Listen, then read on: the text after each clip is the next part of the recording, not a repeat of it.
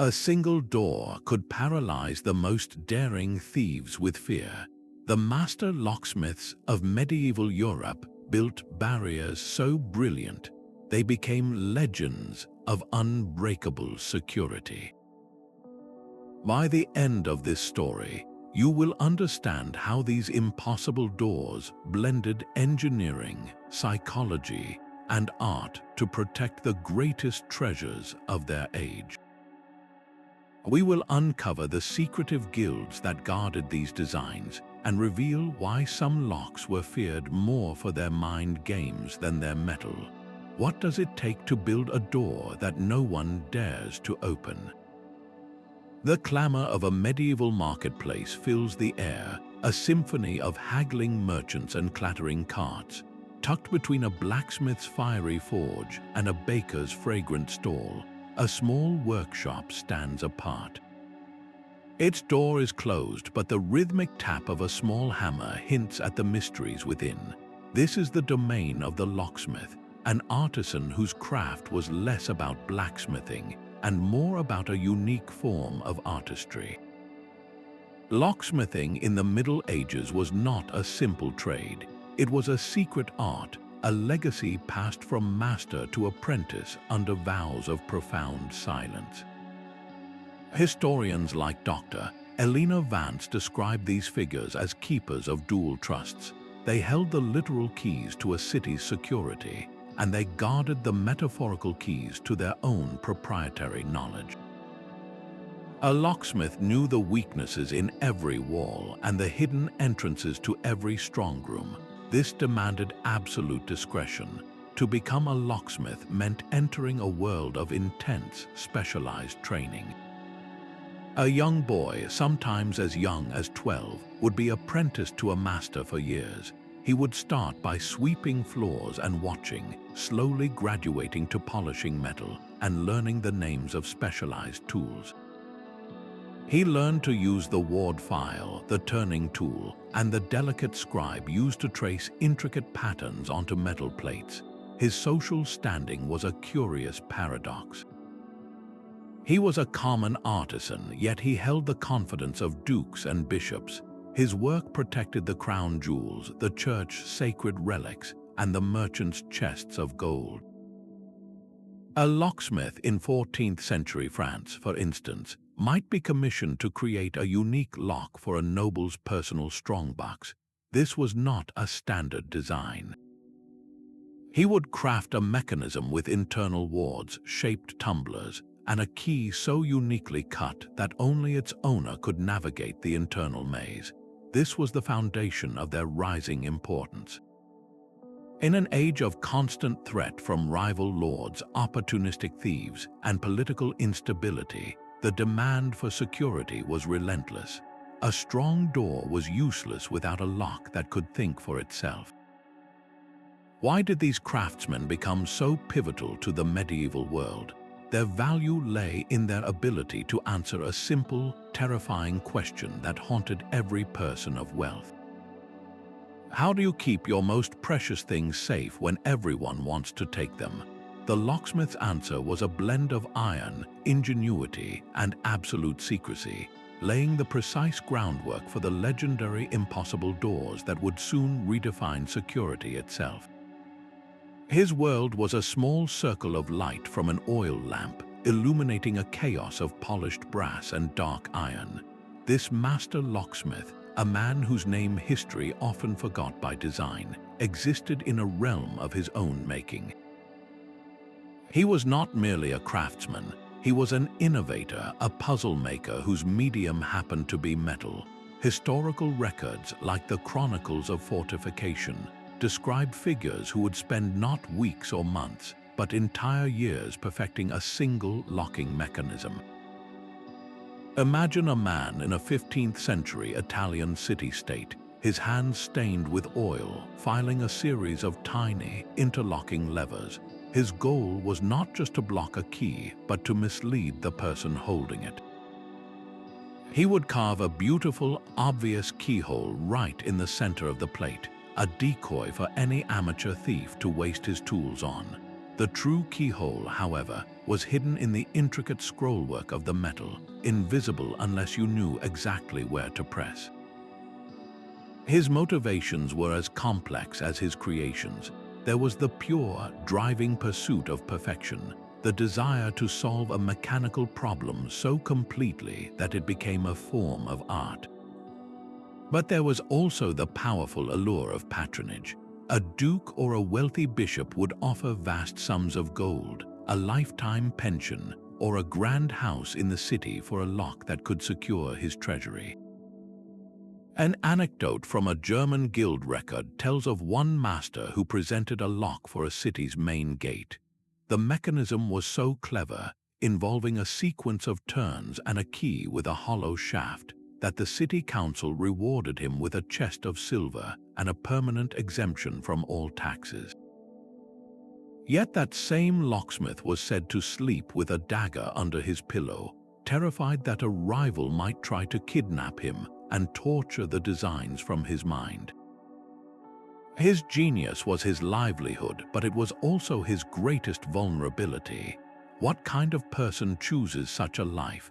He was likely a blend of artist and paranoiac, a brilliant mind who found solace in creating systems of absolute control. His personality was etched into every gear and lever, a legacy of brilliance and enigma that would soon materialize into the most feared doors ever built.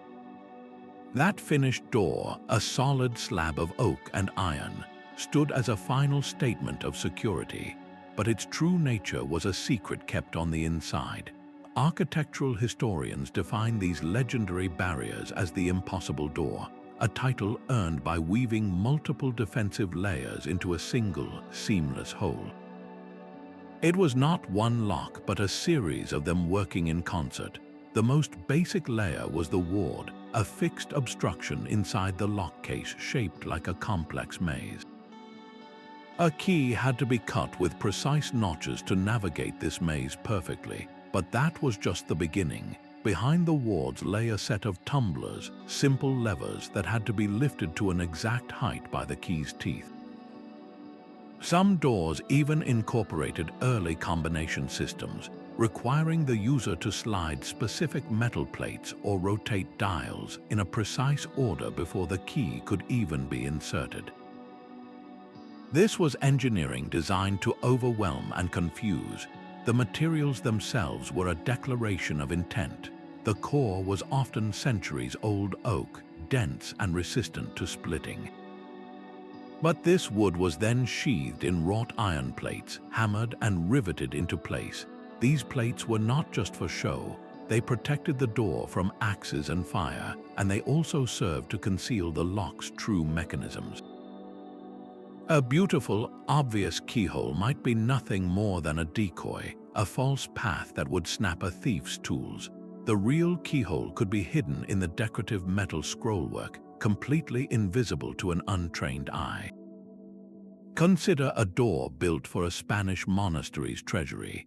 Historical accounts suggest one lock required the user to pull a specific, disguised handle.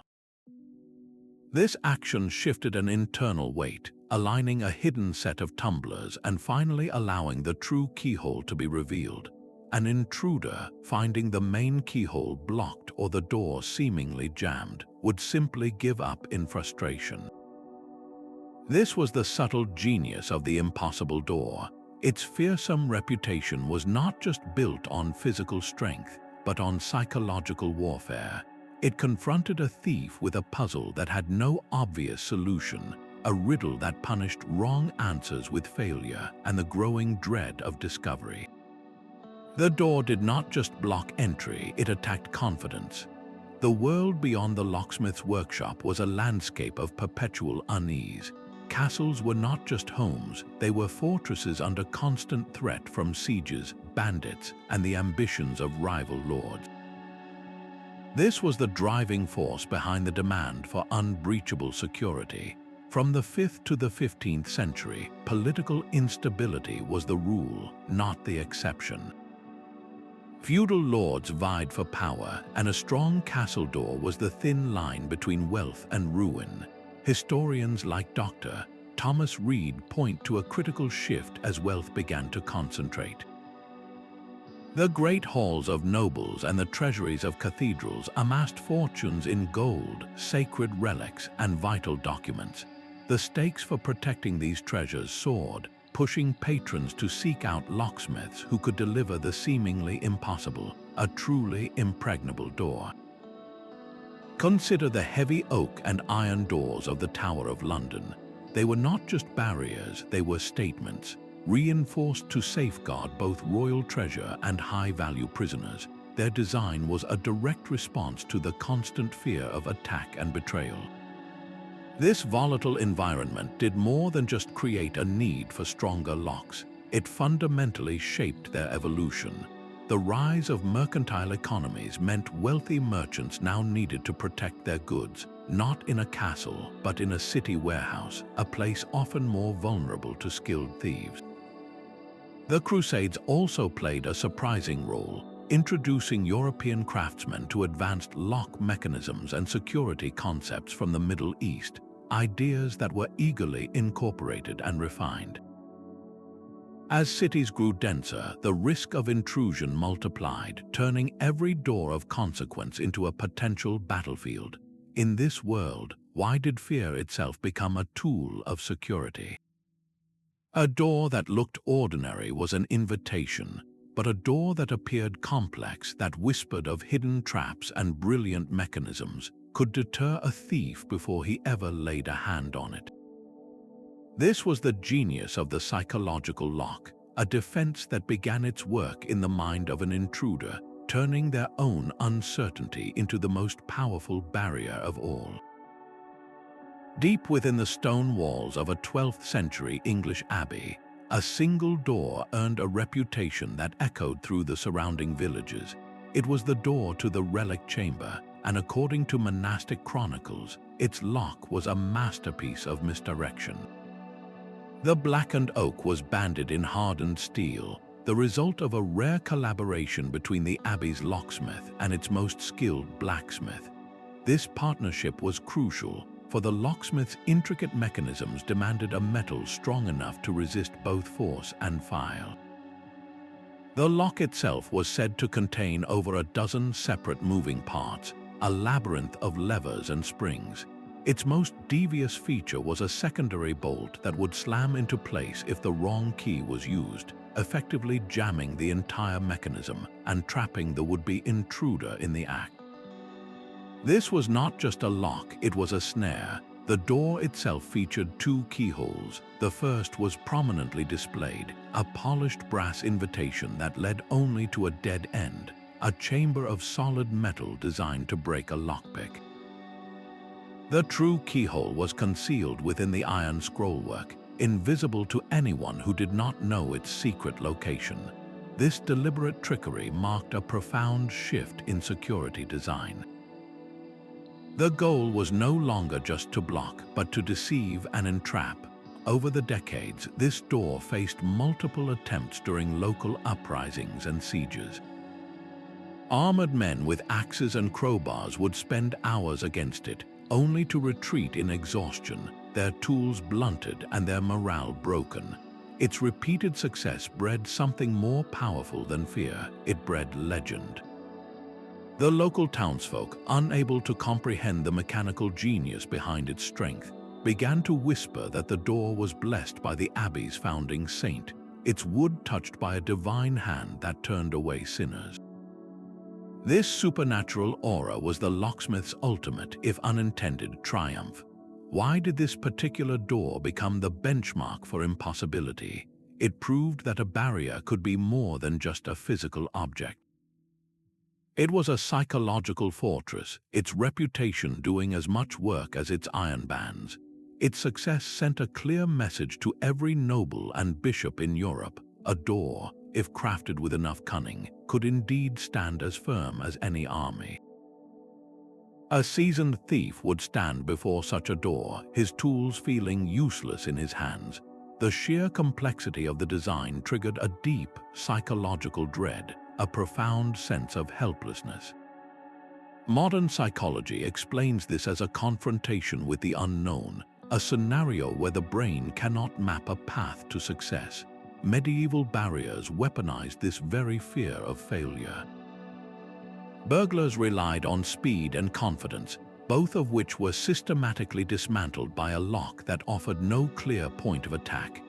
Diaries from the era describe hardened criminals who would outright avoid properties rumored to possess these cursed mechanisms, preferring an easier target over a battle of which they were guaranteed to lose. The fear was cultivated by specific, deliberate design choices. An intruder might hear the faint, unnerving click of an internal mechanism shifting on its own, a sound that suggested the door was somehow alive and aware of his presence. The sight of an intricate, bewildering lock plate covered in unfamiliar symbols and multiple keyholes created visual overload. Which one was real, which was a trap? This paralysis of choice was a powerful deterrent. For the owners, the effect was a potent placebo of security. A nobleman sleeping behind a door famed for its impossibility rested easier, not just because of the iron and oak, but because of the stories surrounding it. His sense of safety was amplified by the fear he knew it instilled in others. This reputation directly boosted the locksmith who crafted it, transforming his name into a brand synonymous with unbreachable peace of mind. In English manor houses, servants often embellished the locks with tales of guarding spirits or ghostly sentinels. A chest that was merely difficult to open became a chest protected by a phantom, and no servant would dare test that superstition. This cultural layer of myth made the physical mechanism even more formidable. Why did fear become such a critical component of security? It created a feedback loop of intimidation. The owner's confidence fed the door's fearsome reputation, which in turn fed the intruder's apprehension. The lock was no longer just a device, it was a character in a story, one that always ended in failure for anyone who dared to challenge it. Behind every impossible door stood an entire institution dedicated to secrecy. The locksmiths' guilds were the invisible architects of security, controlling knowledge with an iron grip. Within their guarded halls, the art of lockmaking was not written in plain text but passed down through whispered oral traditions and encoded manuscripts. A master might draw a complex mechanism for his apprentice, but the true workings, the hidden traps and the precise angles were conveyed only in person, away from prying eyes. These guilds, like the powerful one in Nuremberg, operated like fortified castles of information. An apprentice entering such a guild swore a solemn oath, a vow that bound him to his master and to the craft itself. The penalty for revealing a single design could be exile from the city, a fate that meant the utter ruin of his career and social standing. In more extreme cases, the punishment was rumored to be far worse, a silent disappearance that served as a grim warning to others. This rigid control served a dual purpose. It maintained a monopoly on advanced lockmaking, ensuring that guild members could command high prices for their exclusive skills. More importantly, it protected the security of every door they had ever built. If a single design were leaked, it could compromise the defenses of a dozen castles across the land. The tools of the trade were guarded with equal jealousy. A master's workshop contained specialized files, unique turning tools, and custom-made scribes, each one crafted to create a specific type of lock. These were not standard implements you could find in a market. An apprentice learned to use them under strict supervision, and the tools never left the workshop. This environment was a paradox. It fiercely protected existing knowledge, but it also fostered intense, secretive innovation. Masters competed with one another to create ever more devious mechanisms, knowing their reputation and wealth depended on it. Yet this system was fragile. A feud erupted in a 13th century Italian guild when one member was caught selling designs to a rival city-state. The resulting scandal led to expulsions and violent reprisals, a stark reminder of the dangers when knowledge escaped its cage. How did this controlled world contribute to the impossible door? It created a hothouse for brilliance, where designs were refined in secret and protected by a code of silence.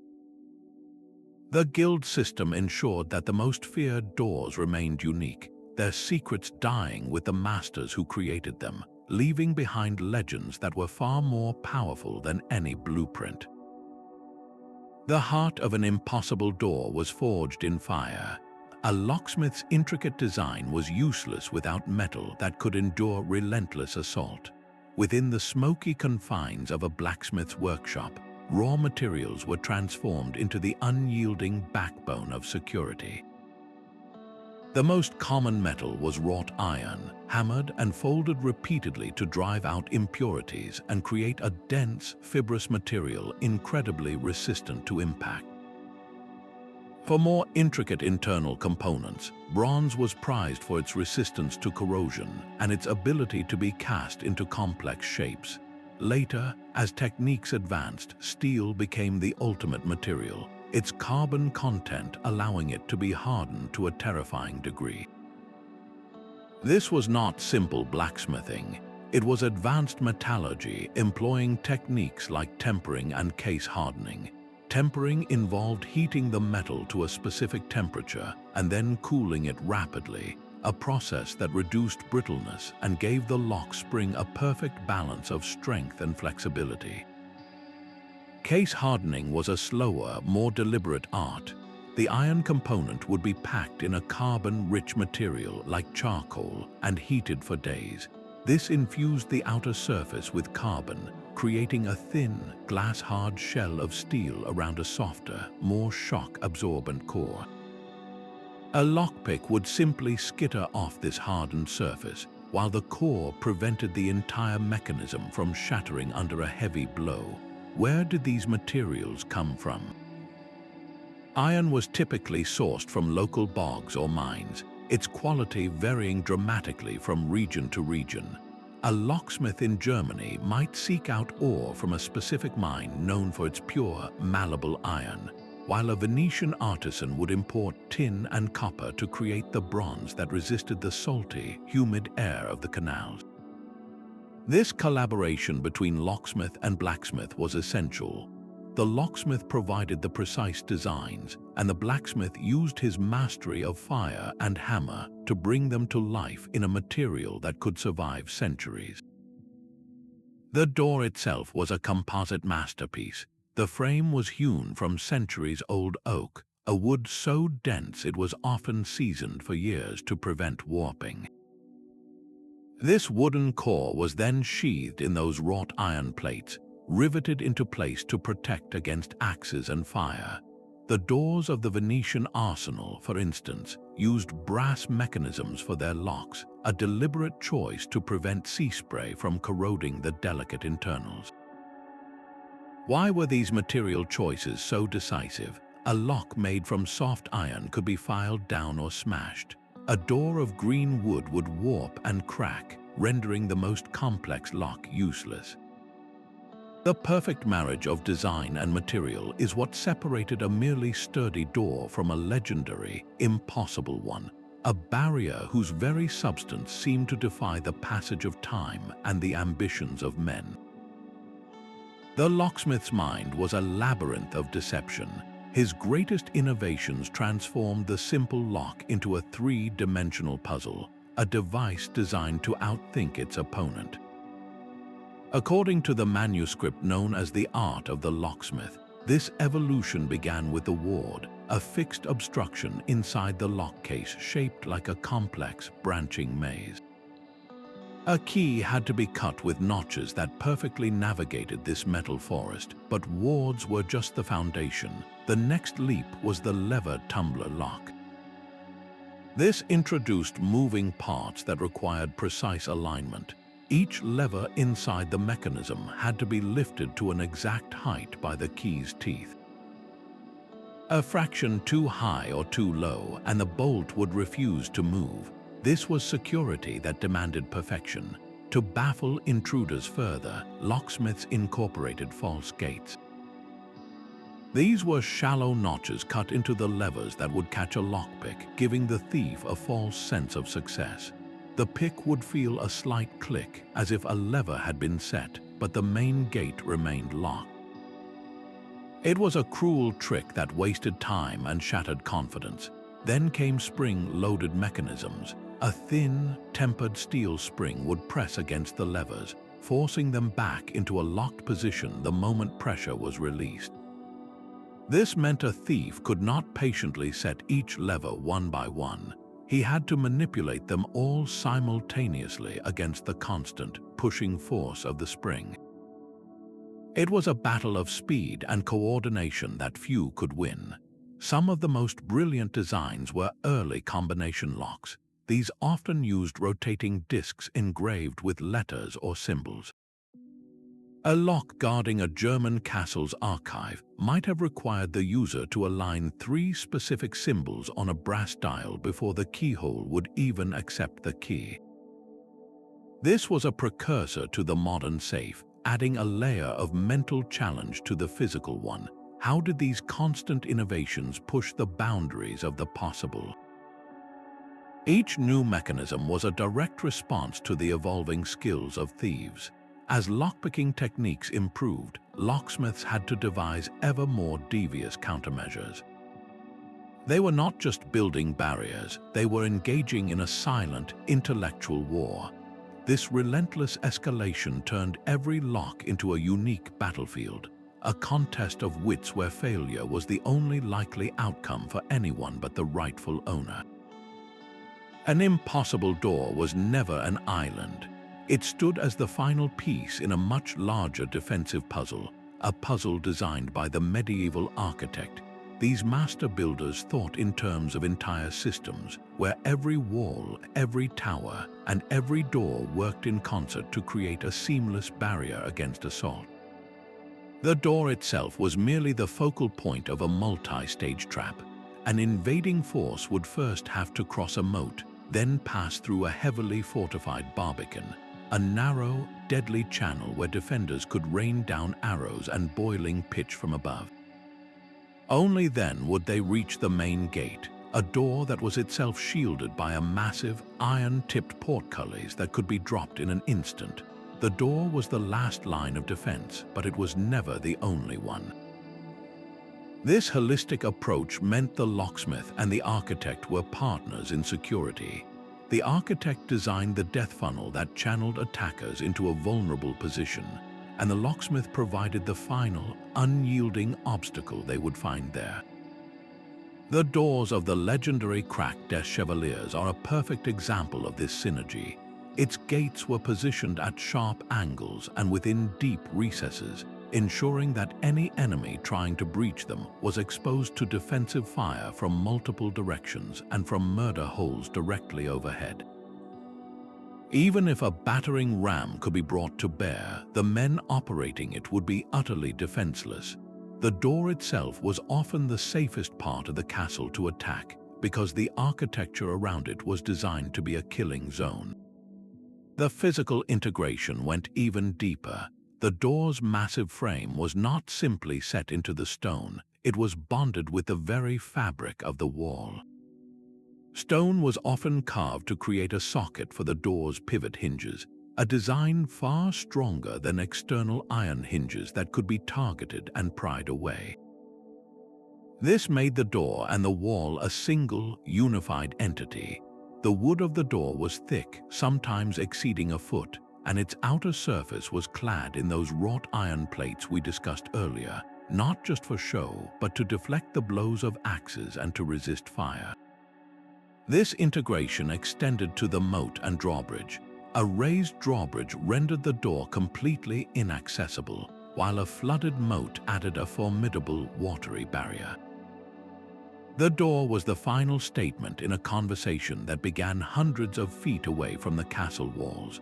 Why was this holistic approach so essential? It amplified the fear associated with impossible doors by removing all other options.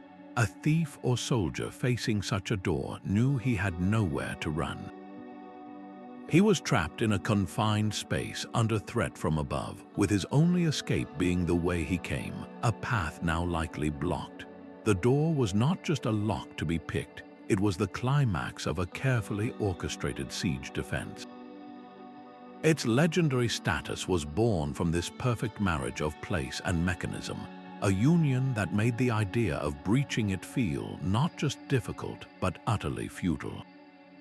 One such door still stands in Westminster Abbey, a massive structure of English oak and blackened iron that guards the chapter house. Its lock is a masterpiece of 14th century engineering, featuring a series of interlocking bolts that slide into place with a single turn of a heavily weighted key. Historical accounts note that during the Peasants' Revolt in 1381, a mob managed to breach the outer gates but was stopped completely by this inner door.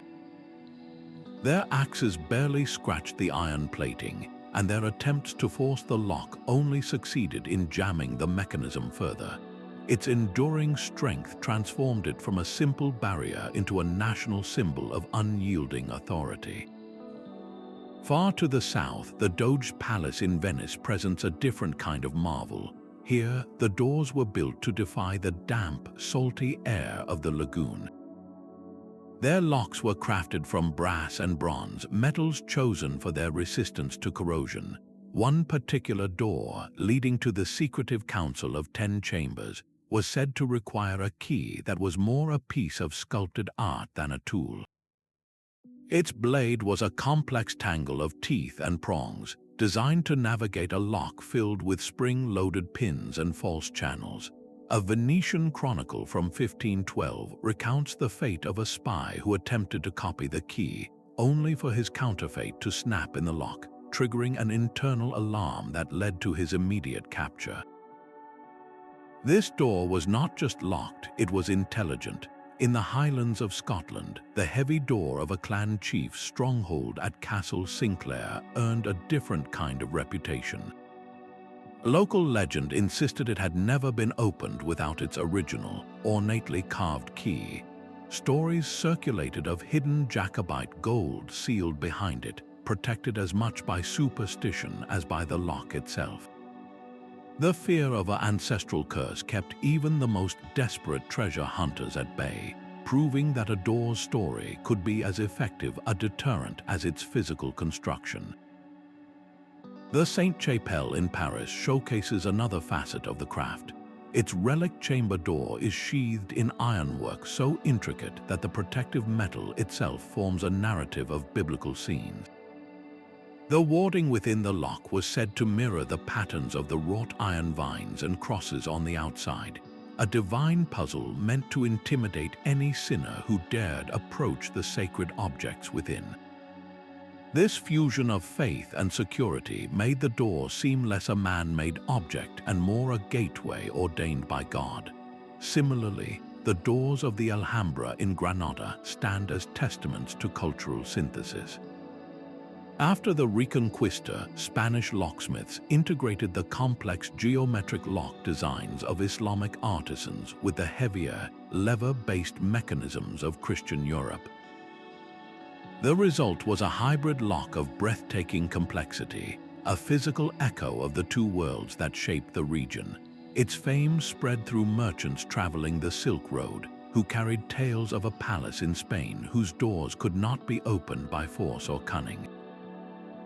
Perhaps the most chilling lore surrounds a door in Prague Castle, rumored to be protected by an alchemist's curse.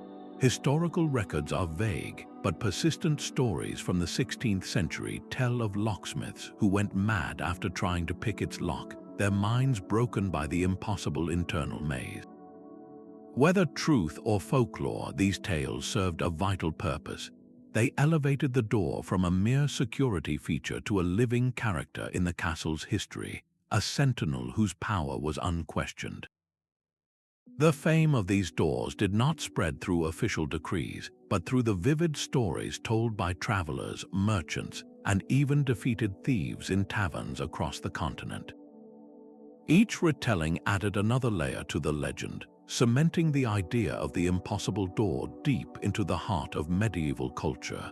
Why did these specific barriers capture the imagination of an entire era? They were not just boxes to be unlocked, they were the guardians of history, their very presence a promise that some secrets were never meant to be found. This shadow war was fought not in alleys but in workshops. The soaring demand for impossible doors created a fiercely competitive market where a single, brilliant design could secure a lifetime of noble patronage.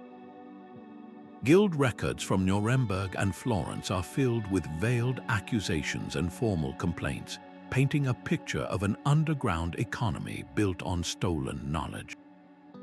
Locksmiths became as adept at deception as they were at metalworking. A master might deliberately leave a decoy lock on his bench, a beautifully crafted mechanism with a fatal, hidden flaw. Any rival who managed to steal and copy this design would soon find his reputation in ruins when the lock failed spectacularly for a wealthy client. This was industrial sabotage as a fine art. The economic incentives for secrecy were immense. A unique locking mechanism was not just a product, it was a patent, a brand, and a guarantee of future income. A locksmith in 15th century Milan, for instance, could demand a king's ransom for a door lock that used a revolutionary rotating barrel design, knowing no one else in Europe could reproduce it. This led to famous rivalries that crossed national borders. Italian locksmiths, renowned for their intricate and artistic mechanisms, often found themselves in direct competition with German masters, who favored brutal, overwhelming mechanical complexity. Each camp viewed the other with a mixture of disdain and intense curiosity, leading to elaborate schemes of espionage. Apprentices were the most common pawns in this game. A master might send his young, unknown apprentice to seek work in a rival shop with explicit instructions to memorize every detail of a specific lock design. These young men walked a dangerous line, their loyalties torn between their oath to their true master and the daily trust placed in them by their new employer. If discovered, the consequences were severe. Guild courts could impose heavy fines or worse, banish the spy from the craft forever, a sentence that amounted to social and economic death. The risks, however, only fueled greater innovation.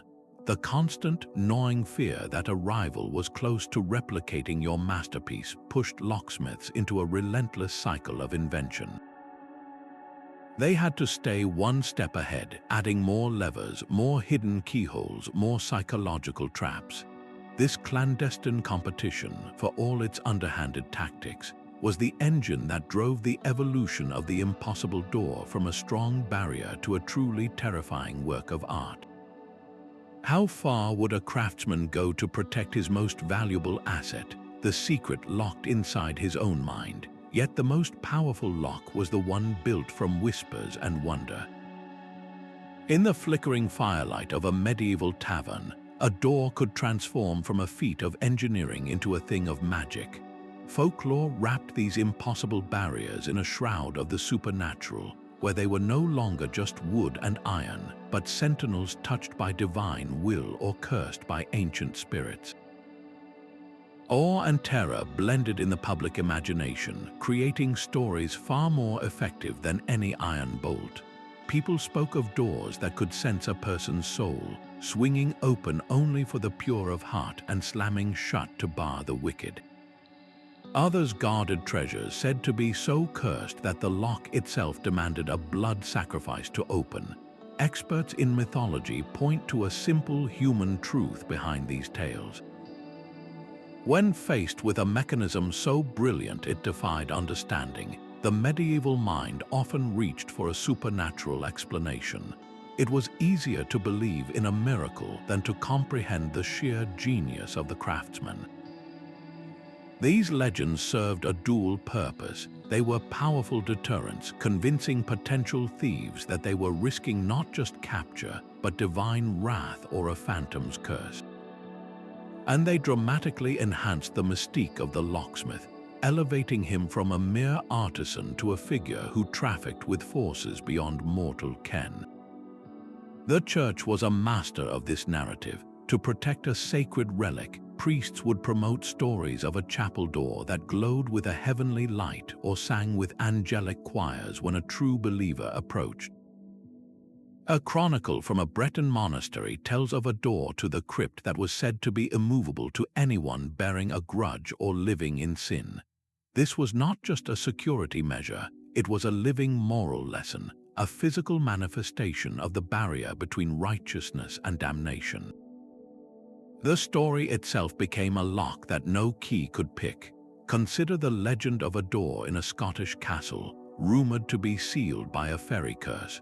Local law insisted that any man who tried to force it would find his own home's doors forever locked against him upon his return. Such tales were repeated for generations, becoming woven into the cultural fabric. They amplified the fear factor by rooting the door's power in something deeper than metal, something tied to the community's deepest beliefs and superstitions. Why did these myths persist with such tenacity? They transformed a physical challenge into a psychological one. A thief might be brave enough to fight a god, but was he brave enough to defy a curse that had haunted his village for a century? The impossible door, armed with its legend, stood guard not just over a room, but over the human mind itself. A single commission for an impossible door could bankrupt a lesser noble.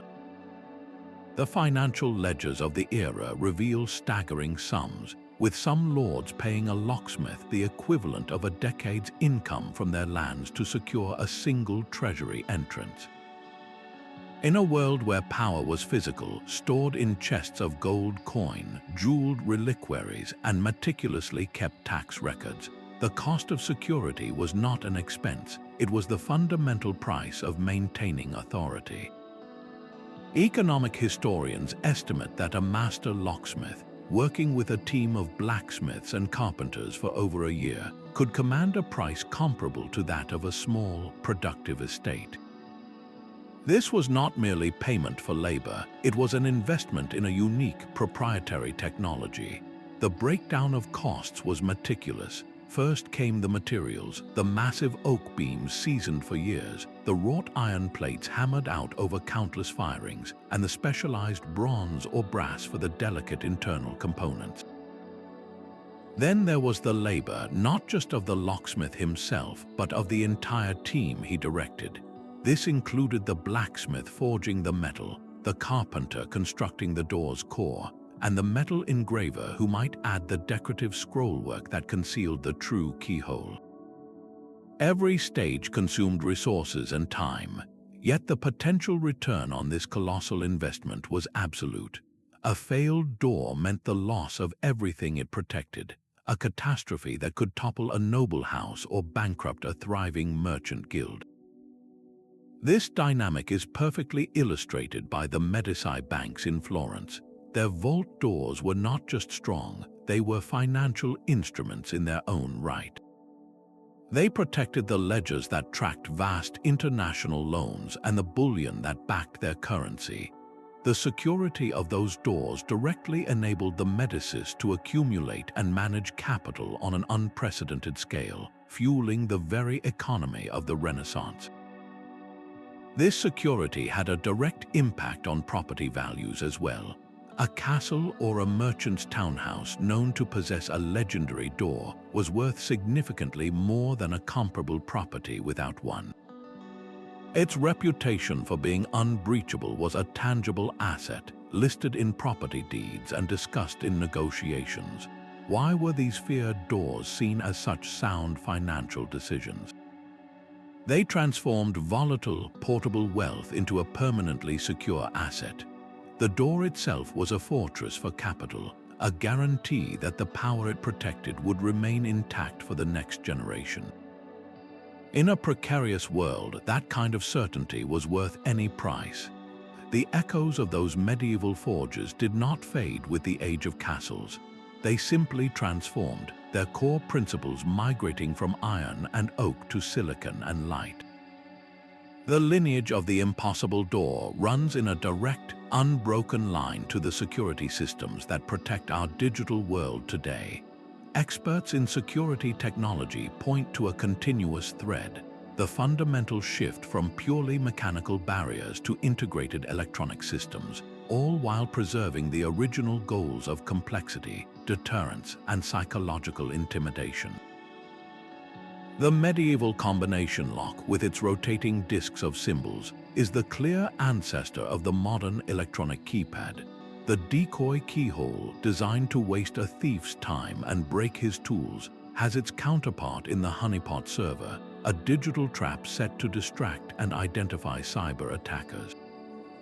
Even the guilds that fiercely guarded their designs have a modern equivalent in the complex patent systems and proprietary corporate secrets that protect today's security software.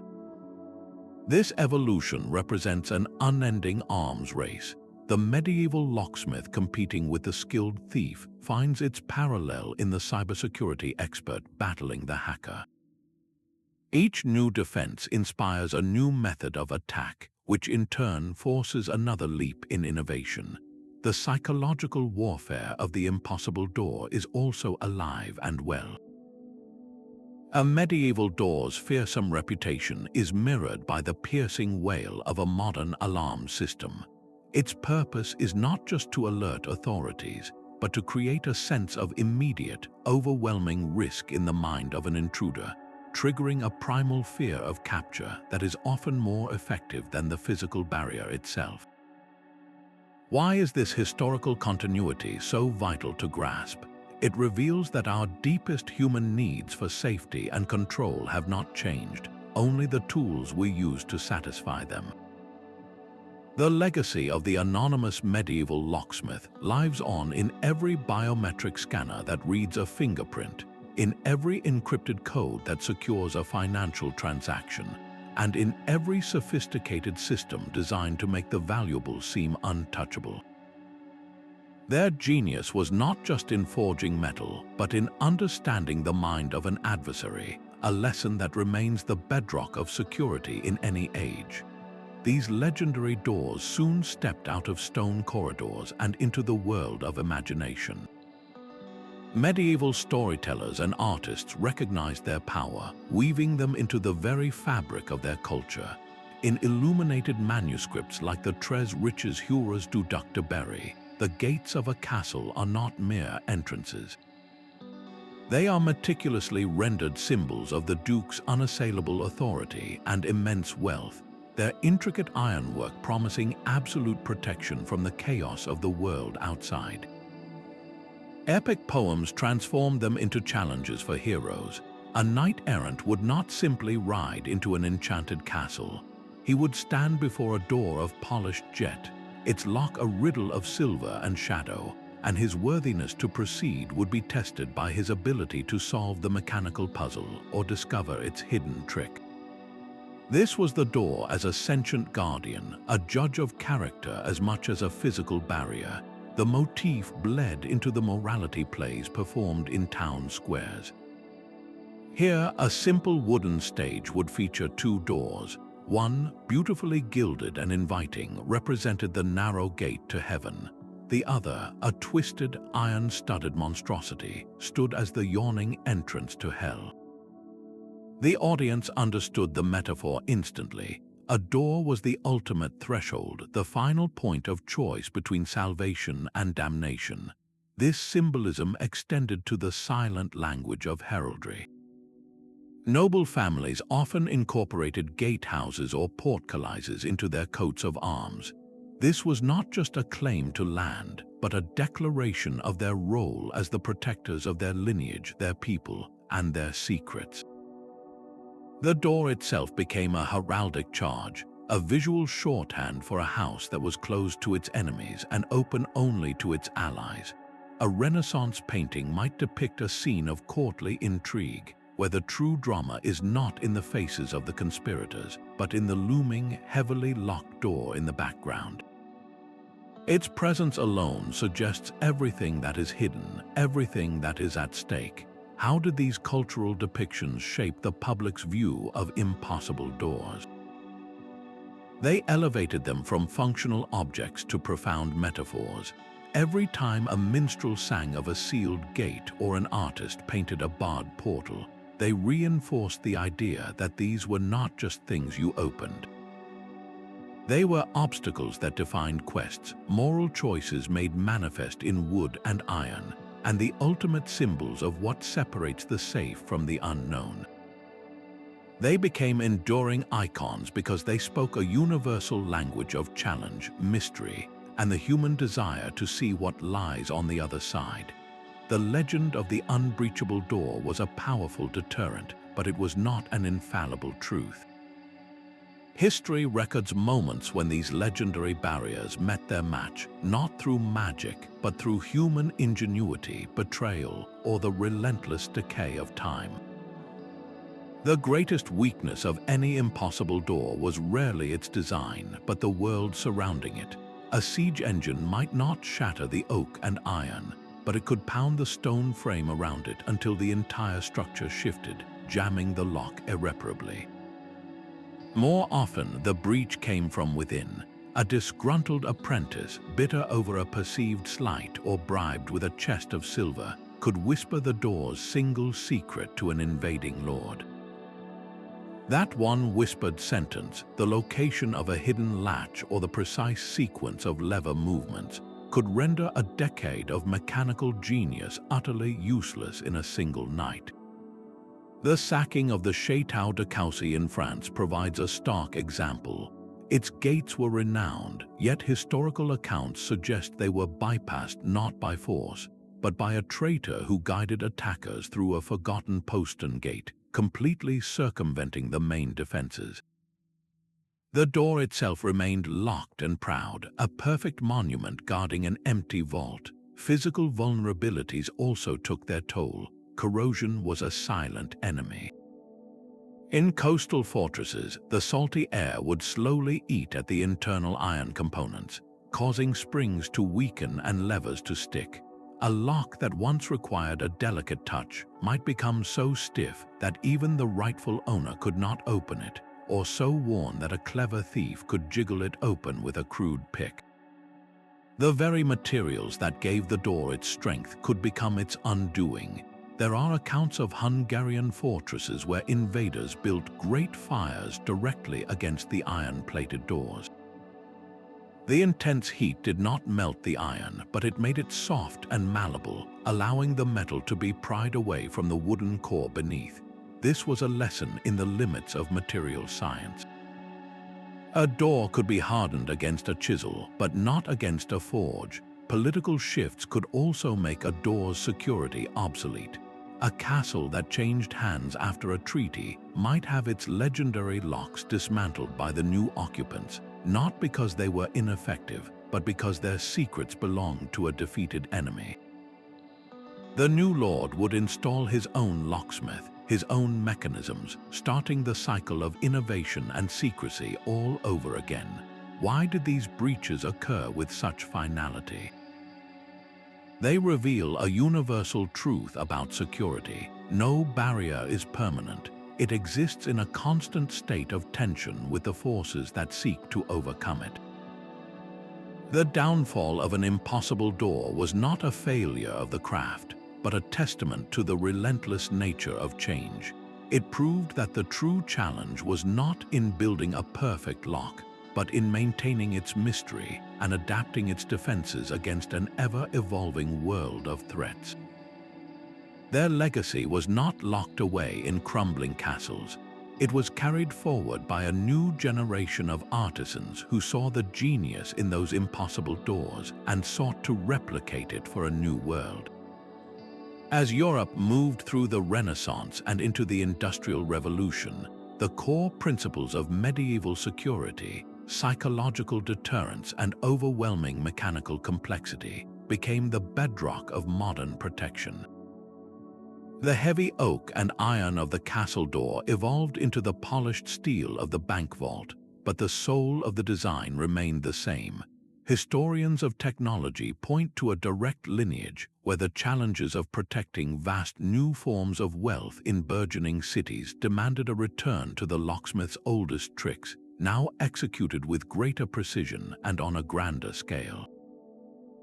The 18th century, in particular, saw an explosion of innovation built directly on medieval foundations.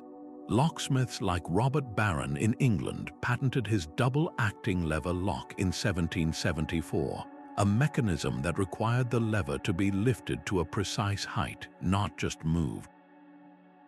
This was a direct refinement of the simple lever tumbler, adding a new layer of exactitude that would have made a medieval master proud. His work was followed by the brilliant Jeremiah Chubb, who in 1818 created a detector lock that would seize up and indicate if someone had tried to pick it, a sophisticated version of the jamming traps used centuries earlier. These were not entirely new ideas, they were the old ideas perfected with new tools and materials. This legacy is physically preserved in museums across the world. Behind protective glass, you can find the very locks that once guarded treasuries and monasteries. At the Victoria and Albert Museum in London, for instance, a 15th century lock is displayed not just as an artifact, but as a masterclass in mechanical thinking. Modern engineers and security students study these pieces, not to copy them, but to understand the foundational logic of deception and defense. In university courses on security history, it is not uncommon for students to be tasked with creating a digital model of a medieval lock, tracing the path of its internal wards and levers to comprehend how a simple key becomes the only solution to a labyrinth of metal. Why does this centuries-old craft remain so deeply relevant? The locksmith's legacy transcends time because it addresses a human challenge that technology alone cannot solve. It reminds us that the most enduring security does not just block the hand, it dismantles the will. Our modern alarm systems, encryption codes, and biometric scanners are all descendants of that first brilliant realization that true protection is a partnership between unyielding metal and the powerful, pervasive force of fear. A door in the Scottish Highlands told a very different story than one guarding a Venetian canal. These regional fingerprints were carved by the landscape itself, the quality of local iron, and the unique fears of each community. In the dense forests of Germany and England, master craftsmen had access to centuries-old oak, a wood so hard it could blunt an axe. Their doors were colossal, thick slabs sheathed in plain, brutally effective iron plate. They were built for endurance to withstand battering rams and the relentless damp of northern winters.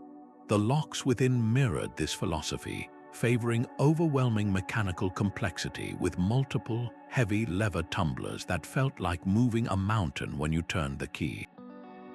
Travel south to the Italian peninsula and the priorities shifted. Here, the threat was not just invasion, but also the corrosive salt air of the Mediterranean and a culture that prized beauty as much as strength. Italian doors were often lighter, framed in cypress or walnut, but their locks were masterpieces of miniature engineering. Locksmiths in Florence and Venice created mechanisms of breathtaking intricacy, with tiny, spring-loaded pins and false channels that turned lockpicking into a delicate, maddening game.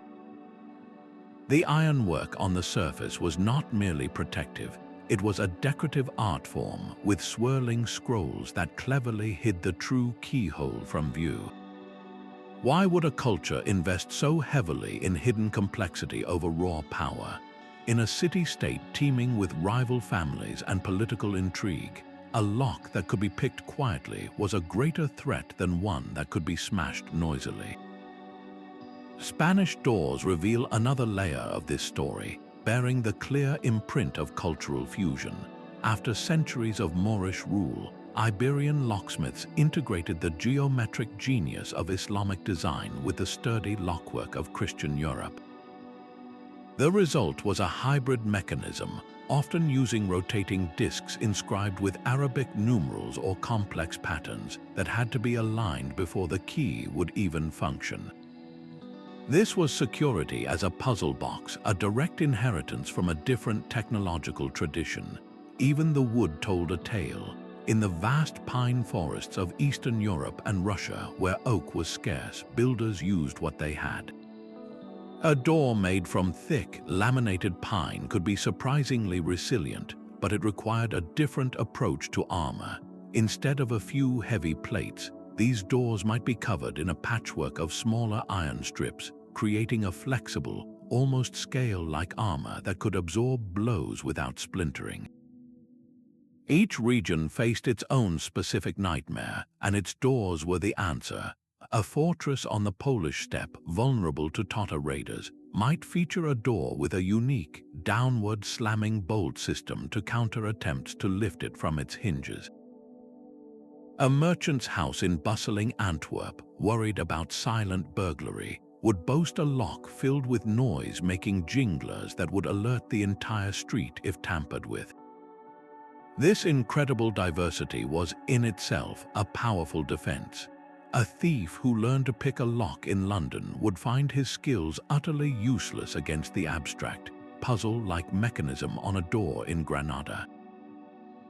The impossible door was not a single invention, but 1,000 different answers to the same universal question, each one shaped by the very earth it was built upon. Fear could seal a door more tightly than any iron bolt. Medieval locksmiths understood a profound truth about human nature, that the dread of failure often outweighs the desire for reward.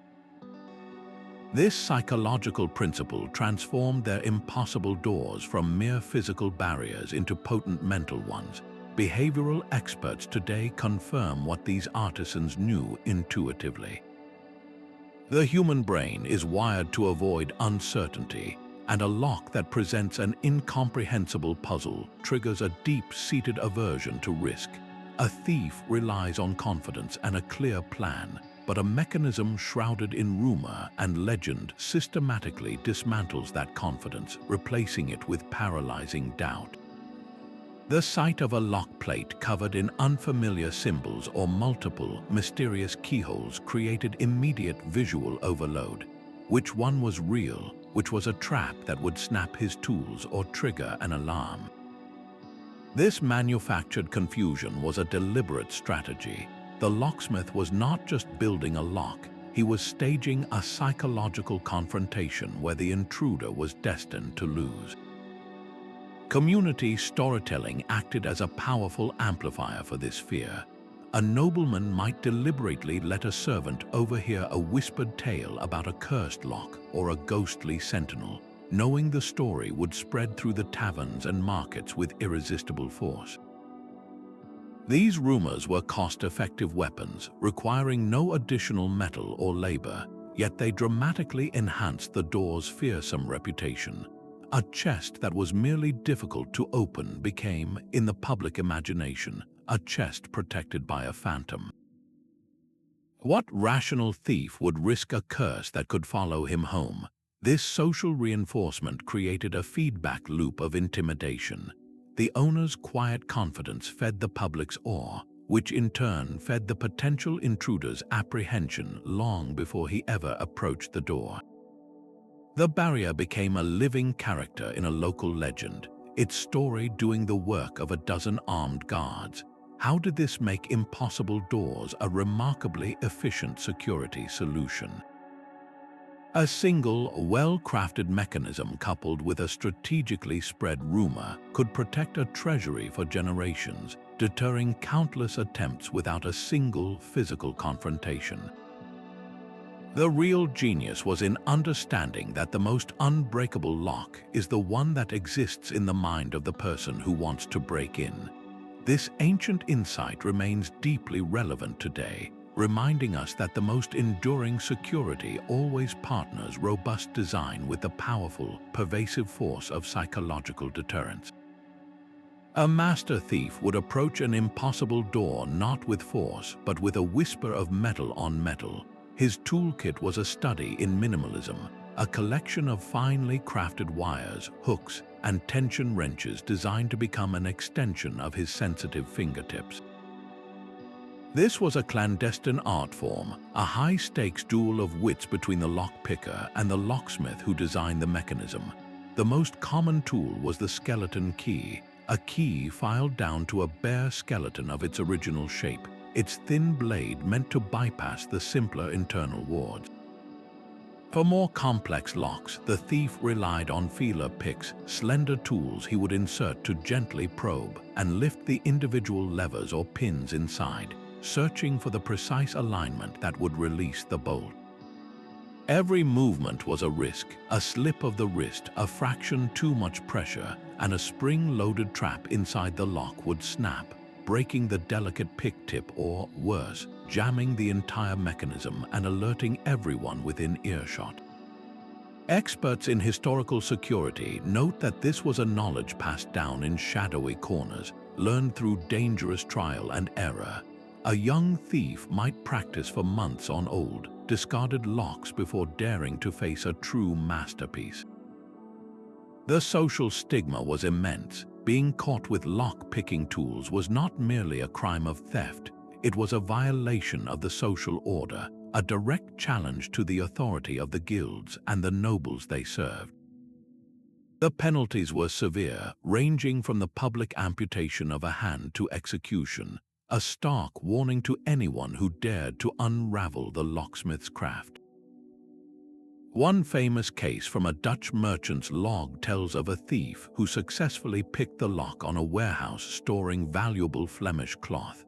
He did not break the door or leave a mark, he simply navigated the lock's internal maze and slipped inside. The breach was only discovered days later when the inventory was taken. This incident sent a shockwave through the local guild. The locksmith who had built the mechanism was humiliated, but he was also spurred to action. He studied the method of entry and redesigned his lock, adding a secondary, hidden set of levers that would engage only if the first set was manipulated without the true key. This is the essential dynamic tension that drove the evolution of the impossible door. Each successful breach, however rare, was a lesson. Each new picking technique developed in the underworld forced a corresponding leap in defensive ingenuity from the workshops. The locksmith and the lockpicker were locked in a silent, symbiotic dance, each pushing the other to new heights of cleverness and deception. Why was this ongoing battle so crucial? It transformed security from a static object into a living, evolving system. The impossible door was never truly finished because for every genius who built a fortress, there was another in the shadows, learning how to find its one invisible key. The most profound fear was not of a broken lock, but of a broken covenant. In the medieval worldview, a door was never merely an entrance, it was a powerful symbol of transition, a threshold between the mundane world and the sacred realm. This belief transformed the doors of churches, cathedrals, and monasteries into objects of deep spiritual significance, their locks serving as the physical embodiment of a divine seal.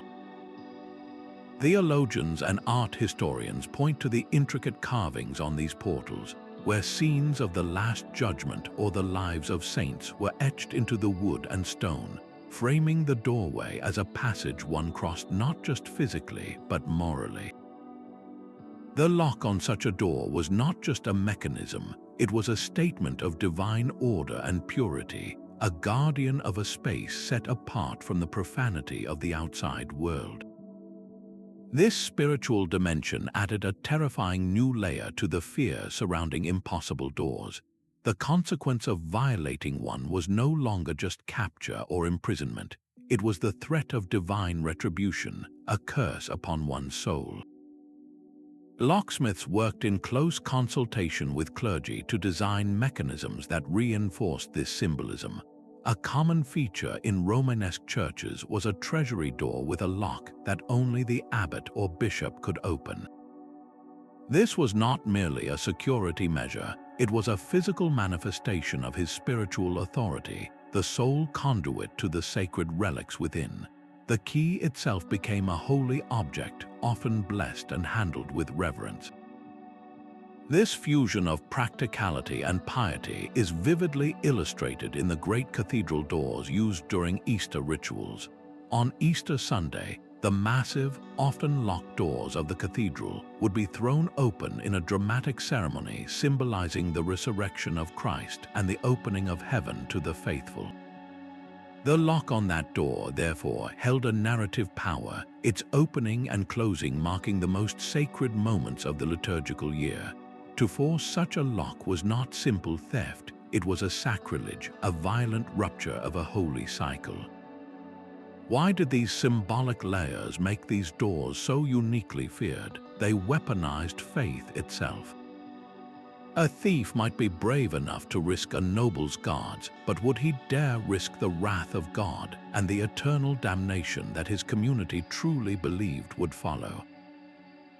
The impossible door in a religious context became more than a barrier. It was a moral test, its very presence a reminder that some thresholds were never meant to be crossed by unclean hands. Those tools were never left lying on a bench for a rival to see.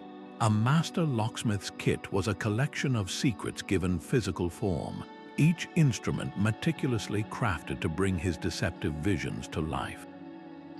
His most vital possession was the ward file, a slender, tapered tool with edges cut into precise, unique patterns. With this, he would carve the intricate mazes inside a lock, the fixed obstructions that a key had to navigate perfectly. Then came the turning tools and delicate scribes used to trace designs onto metal plates with a fineness that felt almost like drawing. For the most complex tasks, he used specialized punches and drills, their bits often custom-made to create holes and channels of a specific, non-standard angle. These were not general-purpose implements. A lock with a hidden, off-center keyhole required a drill and file made exclusively for that single, devious purpose. Mastery of these tools was a lifetime's work. An apprentice would spend years simply learning to hold a ward file at the exact correct angle, his muscles memorizing the subtle pressure needed to carve hardened iron without snapping the delicate tool. The creation of a single key was a days-long ritual of filing and testing, ensuring each notch and tooth engaged its corresponding lever or ward with flawless precision. A key that fit even slightly loose was a catastrophic failure, a blueprint for any skilled thief to exploit. Why were these tools guarded with such profound jealousy? They were the literal keys to the locksmith's monopoly. If a rival obtained his unique ward file, that rival could reverse engineer and defeat every lock he had ever built. Historical records from German guilds mention masters who, upon retirement or sensing a threat, would personally melt down their most specialized tools in their own forges, ensuring their unique methods died with them. This need for secrecy extended to the very workspace. A locksmith in a bustling French town might have a hidden cellar workshop, its entrance concealed behind a movable shelf where he did his most sensitive filing and assembly. The risk was not just industrial espionage, but the complete collapse of trust from his patrons. If a noble discovered that the tools used to create his treasury lock were known to another, the locksmith's career was over. The evolution of these instruments was a story of metallurgy. Early iron files wore down quickly and could leave rough marks inside a lock, creating weaknesses. As steel became more refined and accessible, locksmiths could create harder, sharper tools that produced smoother internal surfaces, making their mechanisms both more reliable and more resistant to picking. The introduction of fine calipers allowed for measurements of breathtaking accuracy, ensuring that a key's teeth would lift multiple levers to the exact same height every single time. Molds for casting lock components from bronze or brass evolved from simple clay to finely carved stone, enabling the reproduction of complex, identical parts for the doors of a great hall or a series of city gates. Yet these advanced tools presented their own challenges. Maintaining their razor-sharp edges required constant, careful sharpening on special stones. A single, unnoticed nick in a file could ruin an entire lock mechanism, wasting weeks of work and precious materials. The very precision that made them effective also made them fragile. A locksmith's greatest fear was not a thief breaking down a door, but the simple, heartbreaking snap of his favorite scribe, the one tool that perfectly translated the labyrinth in his mind into a guide for his hands. Without these instruments of precision and secrecy, the impossible door would have remained nothing more than a brilliant idea, forever locked inside the craftsman's own imagination. A baron's great door was more than a lock. It was a social statement carved from oak and iron. In the rigid feudal world, an impossible door did not just protect a room, it defined an entire class structure, separating the nobility from everyone else with a silent, unyielding finality. Historians like Dr. Alistair Finch argue that these barriers were fundamental tools of social control, their very presence a constant physical reminder of who held power and who was meant to remain outside. Access was the ultimate privilege, and the door was its gatekeeper. The most important decisions, the laws that would tax peasants and raise armies, were made behind doors that common folk would never see opened. This visual segregation cultivated a potent mixture of fear and enforced respect. To even contemplate forcing such a door was not merely a crime, it was a direct challenge to the entire social order, an act of rebellion punishable by death. The psychological impact on the lower classes was profound. For a peasant delivering firewood to a castle, the sight of the lord's reinforced chamber door, banded in steel and bristling with a complex lock, was a lesson in his own place. It was an insurmountable object, a symbol of a world permanently closed to him. These doors safeguarded the very instruments of this control. Behind them lay the manor's archives, the parchment scrolls that recorded land ownership, debt, and legal treaties. Controlling access to these documents meant controlling the narrative of law and history itself. A door in a guild hall functioned similarly, separating master craftsmen from their journeymen and apprentices, protecting the secret techniques that guaranteed the guild's economic dominance. Why did these barriers become such effective tools of social division? They translated abstract power into a tangible, intimidating reality. A king could not be everywhere at once, but his impossible doors could, standing as silent, permanent proxies for his authority. They were manifestations of an unequal system, designed not just to protect treasure, but to ensure that the social ladder remained firmly and terrifyingly in place. The legacy of the impossible door is a testament to the human spirit's relentless pursuit of security.